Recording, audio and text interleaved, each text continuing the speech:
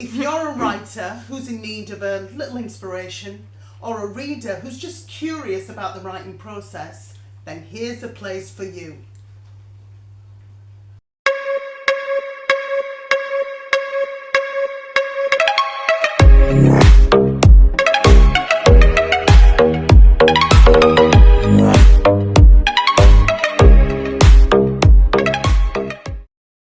Hello. I'm feeling welcome, much better today.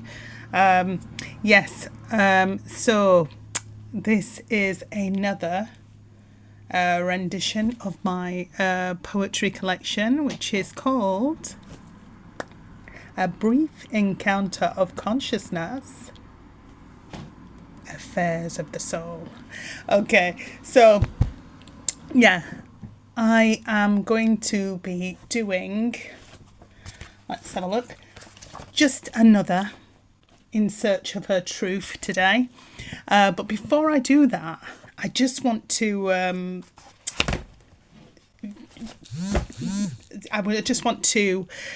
show you something, or play you something. Remember I was, I just sang a little bit of a song the other day when I was out with the dog. So I would like to just, it's not a finished version, it's not a polished version. I was in studio, and of course I collaborated with my brother, but I trust him. When I'm in the studio with other people other than my brother, I orchestrate every single sound. So I bang it out, and then obviously they're musicians, they can play it, but I orchestrate every single sound. So I did that in the studio, but I didn't have enough donza. So it's just incomplete. So it's certainly not the finished version by any means, but it just gave me a little, a little insight into what it could be. And it has a lot of potential. I was really pleased with the way it was progressing. Okay. But as mentioned before, studio takes money and it takes time, which I do have at the moment. But, usually one is without the other, isn't it? Unfortunately for many of us. Anyway, right. So I am going to show you that. See you in a tick.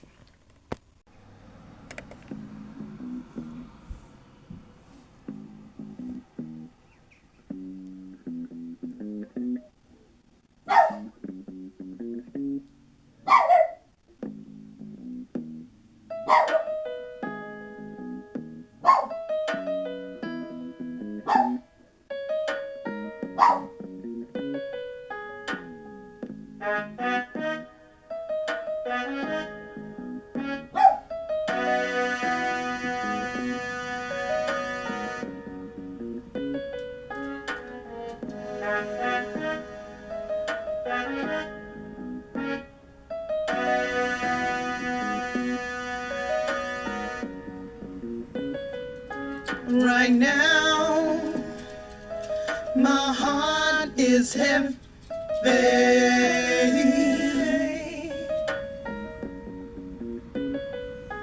Confusion made myself the enemy.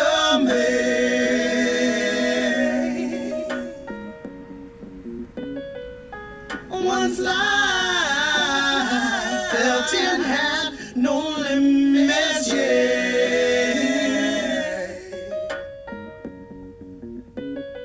Now invisible feels my soul's identity.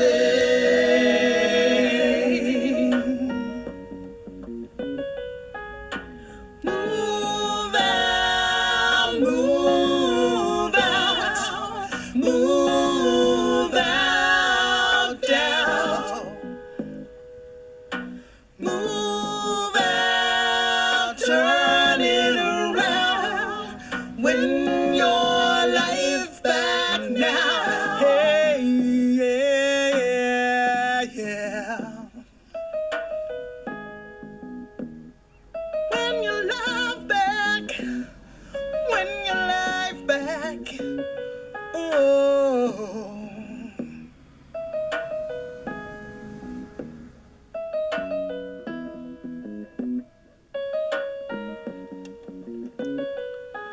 That's just a little, you know, excuse me, just a little snippet of it. I would love to go back and do that, but gosh, that seems like a million miles away at the minute.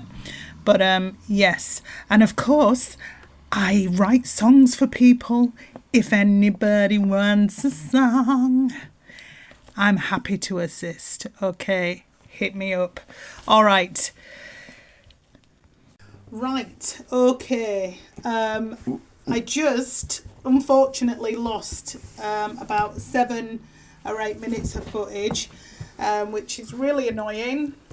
So I have to do it again. Because I was trying to, hello. I was trying to do something, you just add some text across the, hang on you, come out of the way, mister. Yeah, I was trying to add some text to the bloody song that I'm gonna, the music, the track that I'm gonna, that I'm gonna let you know, that I'm gonna show to you basically. And it just went squiff and just deleted everything. And so I've tried to spend half an hour trying to get it back, and then it's just like to no avail. I just can't be bothered, to be honest. So I'm going to have to bloody do it all again. Right, so never mind. Okay, this is the way things go. Excusez-moi. Right. Right, okay. So today's poem is called Just Another in Search of Her Truth. Okay? And yes, basically what it's about is, sometimes we can, masquerade this persona, for instance. I'm not saying in a fake way, but just, we wear a mask, don't we, sometimes? And so people don't necessarily know what's going on with us. Sometimes that's better because some people would take advantage, but some people wouldn't. Some people would be really open and kind and empathetic. But anyway, so this is what this poem's about. She sort of has the mask, and on the outside she looks the part. She's exuding confidence, and she's sort of done up, and sort of she could create the illusion that she is more together than she actually is, because inside she's feeling anxiety, she's feeling kind of just about the future, about the state of the planet, just everything. She's just feeling, and she's also got her own baggage going on as well, like the rest of us. But yeah, I said this much more eloquently the first time. It's so annoying. But anyway, that's the long and short of it. Okay, so here we go.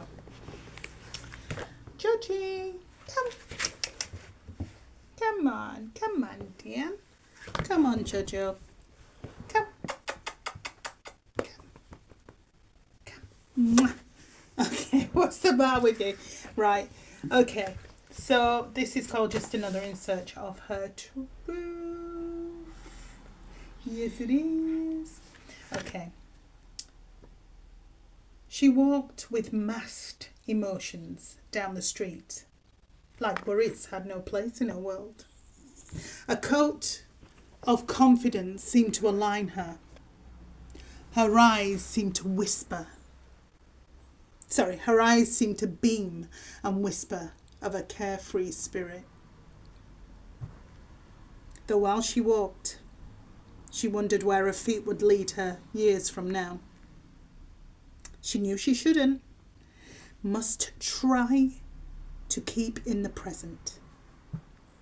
The only thing grounding her being books and a beat-up, threadbare dream. a dream which raced through her whole being, sometimes longing to break free, and at times she wished it would evaporate. But she held on, like one who rides a bull. She held on to its core, unsure if it was alive or dead. She observed all beings within her contact, interested in how their lives were led, and constantly measured hers to theirs.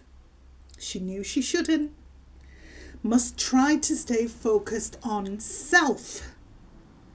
Yet fatigue, fear and helplessness rampaged through her body, contradicting her mad outbursts of energy. And every time the energy faded, she'd feel burned out, like the sun. She walked with masked emotions down the street, and her step began to slow, while she smiled at passers-by, trying to radiate some love and hope. Her head ached with so much thinking as she desperately tried to quiet her mind, to leave behind the dullness of past mistakes, regrets, and time.